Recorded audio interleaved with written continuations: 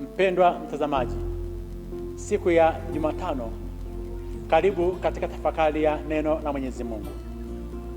Neno la Mwenyezi Mungu tunalipata kutoka katika Injili ya Mathayo sura ile ya 8 aya ya 28 hadi ile ya 34. Nitaisoma.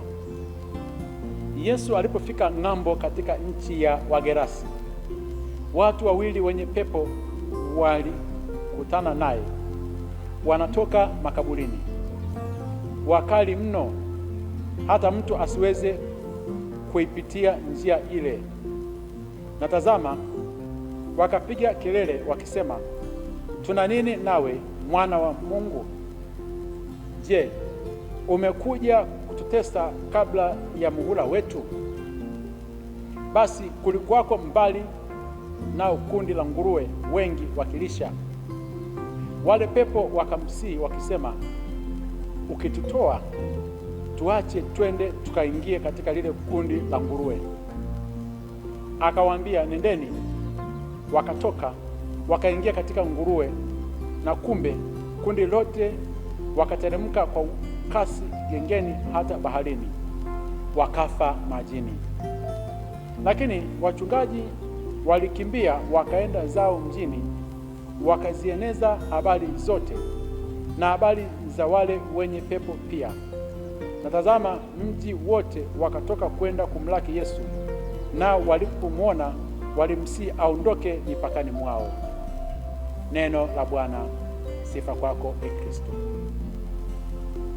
Mpendwa mtazamaji, Yesu Kristo amevuka ile bahari ambayo kulikuwa kuna misukosuko mikubwa. Upepo ulikuwa unakipiga kile chombo. Anafika katika nchi ya Wagerasi, anakutana na watu wawili wenye pepo ambao maisha yao yote walikuwa wanaishi makaburini. Watu hao walikuwa ni wakali mno, mtu asingeweza kupita katika ile njia. Wakaanza kupiga kelele wakisema, tuna nini nawe, mwana wa Mungu?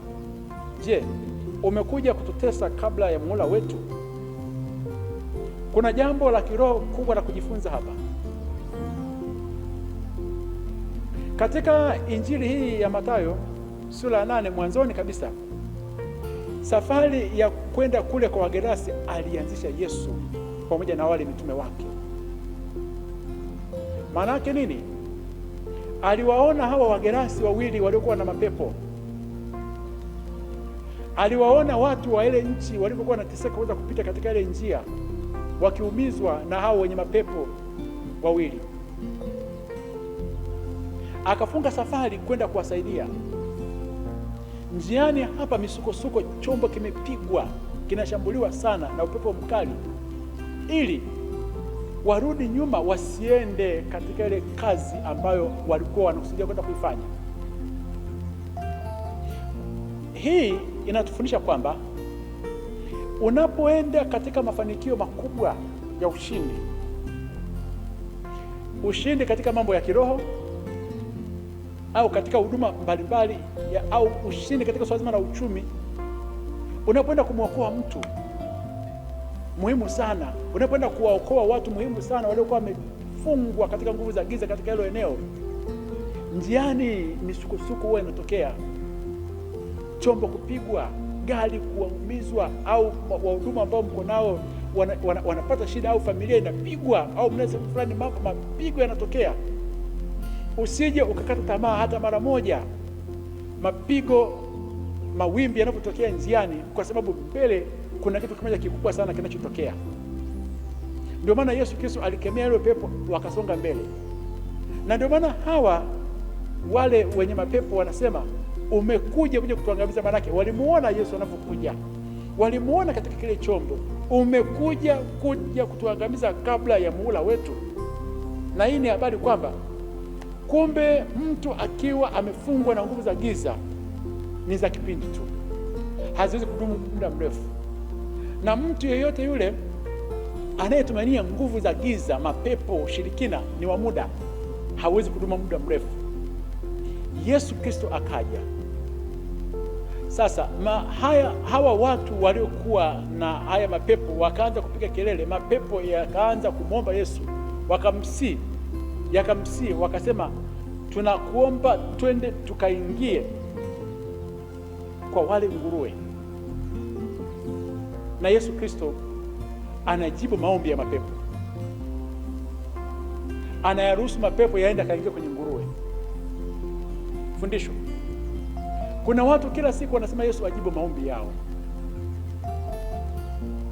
Yesu ana upendeleo, anawajibu wengine, mimi kwangu unaniacha. Na huyu mtu amebatizwa, amepata sakramenti zote za msingi ndani ya kanisa, na ni mhudumu, ni mtu muhimu sana ndani ya kanisa. Unasema kwamba Yesu ajibu maombi yako. Yesu anajibu maombi. Yesu Kristo alijibu maombi hadi ya mapepo yalivyomsii kwamba tunaomba tukaingia kwenye nguruwe, aliyaruhusu. Alijibu maombi ya mapepo. Kama Yesu anajibu maombi ya mapepo, atashindwa kuja kujibu maombi ya wewe, mwana wa Mungu ambaye umeumbwa kwa sura na mfano wake? Ni swala zima tu la kukosa imani kwa Yesu. Mwamini Yesu. Mapepo yaliamini kabisa kwamba Yesu akitamka kitu kinatendeka. Kama mapepo yanamjua, yanamuuliza Yesu na Yesu anatii, sembuse na wewe. Nguruwe wakaangamia 2000, wakaingia ndani ya bahari.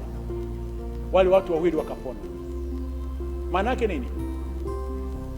Kila mwanadamu yeyote ambaye amefungwa katika nguvu za giza ana thamani kubwa mbele za Mwenyezi Mungu. Na ndio kuna maajabu sana ya ajabu yanatokea. Unamwona kichaa anakaa majalalani, anakula vitu vya ajabu. Hata siku moja huwezi kumwona yule kichaa yuko hospitalini anatibiwa. Wanaotibiwa ni wale ambao wako kwenye majumba mazuri makubwa. UTI, pepo punda, kifadulo imejaa kwenye majumba makubwa, lakini vichaa huwezi kumwona ameugua amepelekwa hospitalini. Vichaa huwa hawagongwi na gari, wana ulinzi mkubwa sana wa kimungu. Yesu Kristo anawalinda hawa watu, wana thamani kubwa. Thamani yao ni kubwa sana kiasi kwamba alifunga safari, akavuka ile bahari, akaamua kutoa hasara zaidi ya nguruwe 2000, maana zaidi ya milioni 100 ziliangamia baharini kwa ajili ya hawa vichaa wawili. Una thamani kubwa sana, hata kama unapita katika changamoto kubwa za maisha, hata kama umetengwa upo makaburini, una thamani kubwa mbele za Bwana. Yesu anakupenda. Aliamua kutoa hasara ya wale nguruwe kwa ajili ya watu 2. Amemwaga damu yake pale msalabani kwa ajili yako. Mwendee Yesu jinsi ulivyo. Haijalishi umekaa peke yako, umetengwa kama wale wa Gerasi. Mwendee Yesu, atakuponya, atakurudishia hadhi yako. Ingawa wale wa Gerasi wote katika mji walikataa Yesu asiingie, kwa sababu mapepo yale ya kwao, utajiri wao walikuwa wamewekeza kwa hao watu. Walivyoona wamepata hasara, haya mapepo yameenda kuingia kwa nguruwe wao, wakaamua kumfukuza Yesu asiingie katika miji yao. Na hii hadi leo watu wote wenye mafanikio hawataki watu wa Mungu waingie katika nyumba zao, wanawakataza, wanafunga milango yao. Yesu aliondoka kwa sababu aliwaokoa wale wa Gerasi wawili. Akubariki na kulinda Mungu Mwenyezi, Baba na Mwana na Roho Mtakatifu. Amina.